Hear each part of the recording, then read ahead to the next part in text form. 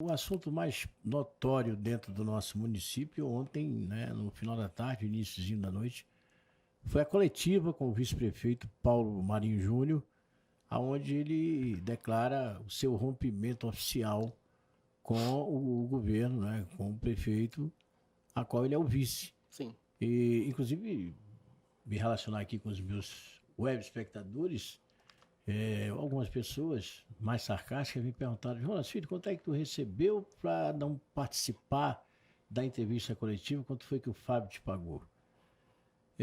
A vontade que eu tive foi de perguntar: aí, quanto é que tu está recebendo para me fazer esse tipo de pergunta? Esse dinheiro que dizem que o Fábio me deu, eu já recebo isso há bom tempo. Eu não digo do Fábio, mas eu digo da política. Eu não me fiz presente porque havia dito que iria lá com a estrutura do Sai da Lama para transmitir. Depois eu soube que o Mário foi contratado para fazer a transmissão e foi o Mário quem fez. Eu digo, pô, não há necessidade para eu fazer, eu estou sem carro, meu carro não foi perto, foi lá no Pirajá, meu carro está em Teresina, o carro automático está mexendo na caixa de marcha. Então eu digo, pô, eu não vou. Né? E até eu acho que a coletiva foi muito boa, tinha bastante gente boa e não se fazia necessário o Jonas Filho ali naquele momento. Eu preferia assistir em casa. Agora, se todas as vezes que houver uma entrevista coletiva e eu não comparecer, alguém me deu dinheiro para isso, eu vou ficar riquíssimo. Você pode ter certeza disso. Mas aí, qual é a tua opinião com relação a esse, vamos dizer assim, esse entreveiro entre o prefeito e o vice-prefeito, que se uniram para mudar a história da política, né? E agora eu fiz até um texto no meu blog falando de um casamento que acabou. Jonas, tudo na vida tem começo, meio e fim. A maioria das coisas, né? Tem começo, meio e fim. E eu considero que o cara tem que tomar atitude quando ele achar que ele deve tomar atitude. Falando um pouquinho, eu vou entrar um pouquinho no meu lado, por exemplo. Eu fiz parte do grupo Coutinho, né, durante muitos anos. Nasci praticamente politicamente lá. Participei de 3 eleições. Participei como um dos coordenadores da campanha da doutora Cleide. Me orgulho muito de dizer isso aonde eu vou. Né? E o fato de eu ter saído do grupo Coutinho, isso não quer dizer que eu deixei para trás a minha história com eles, de forma alguma. Eu não sou aquela pessoa que procura apagar a história.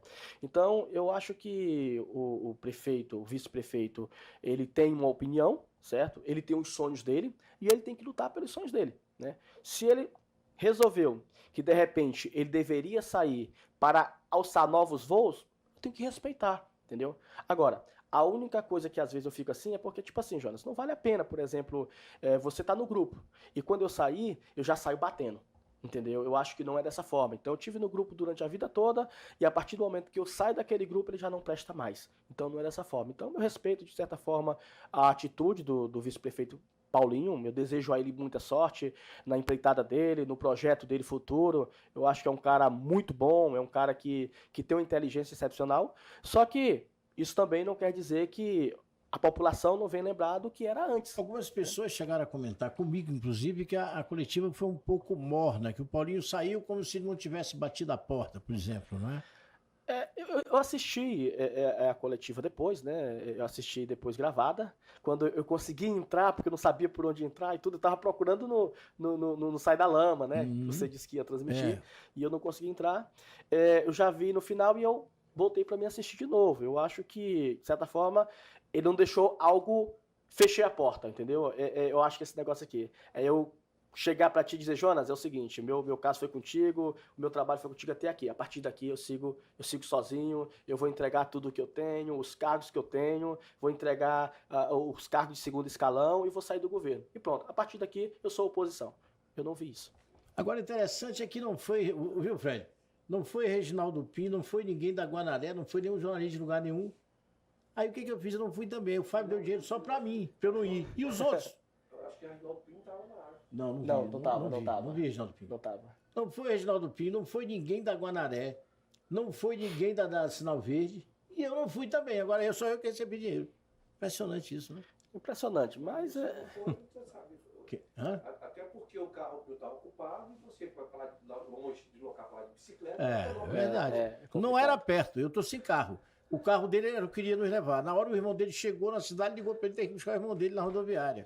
Tipo, pô, não vou mais. Jonas, eu acho o seguinte, eu acho que cada um, a pessoa fala o que quer, entendeu? Quando, por exemplo, eu fui pro grupo do prefeito, eu disse, se vendeu, porque quando você passa você sai do grupo e vai pro outro, o pessoal sempre pensa que você tá ganhando dinheiro.